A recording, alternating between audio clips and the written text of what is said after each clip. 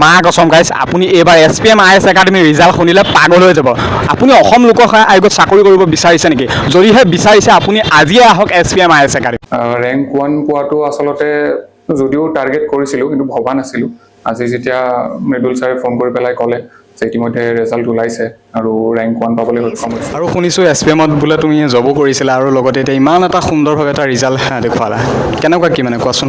হয়, মই SPMত জব কৰি আছিলোঁ। প্ৰায় 1.5 বছৰে মই SPMৰ সৈতে জড়িত আৰু মই SPMৰ আছামিজ বেটছৰ ষ্টুডেণ্টো আছিলোঁ। গতিকে জবৰ সৈতে প্ৰিপেৰেশ্যন আচলতে SPMে শিকাইছে যে কেনেকৈ চিলেবাছৰ পঢ়াখিনিৰ লগতেও এজন চিভিল ছাৰ্ভেণ্ট হ'বলৈ মেণ্টেলি কিমানখিনি প্ৰিপেয়াৰ হ'ব লাগে, যে কিমান ইমান এটা ভাল ফলাফল দেখুৱালা, কি ক'বা এতিয়া SPMক?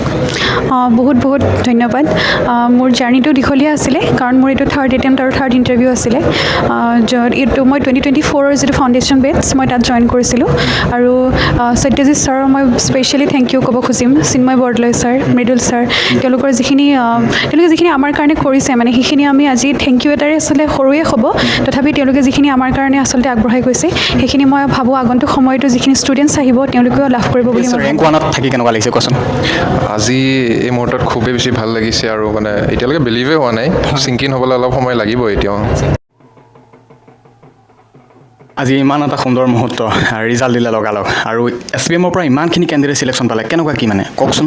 হয়, আজি খুবেই ভাল লাগিছে। আমাৰ ছাত্ৰ ছাত্ৰীসকলৰ যি সুখ্যাতিৰে তেওঁলোকে অৰ্জন কৰিব পাৰিলে, আজি তেওঁলোকে এনেকুৱা ভাল ভাল ৰেংক দখল কৰিছে, খুব মনটো ভাল লাগিছে। হয়, এতিয়া হয়তো নতুনকৈ আকৌ বেটছ ষ্টাৰ্ট হ'ব, তেওঁলোকক কি ক'ব? বা SPMত বহুত আহিব বিচাৰিব, তেওঁলোকক কি ক'ব?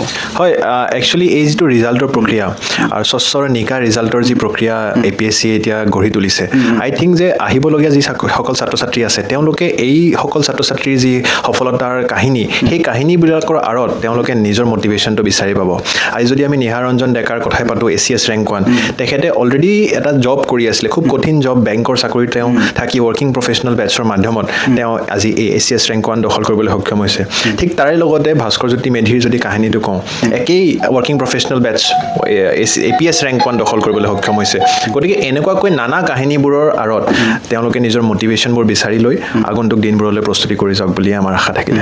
মানে যদি কোনোবা অসম লোকসেৱা আয়োগত যদি চাকৰি কৰিম বুলি ভাবিছে, তেনেহ'লে আমাৰ SPM একাডেমী আহিব পাৰে। ধন্যবাদ।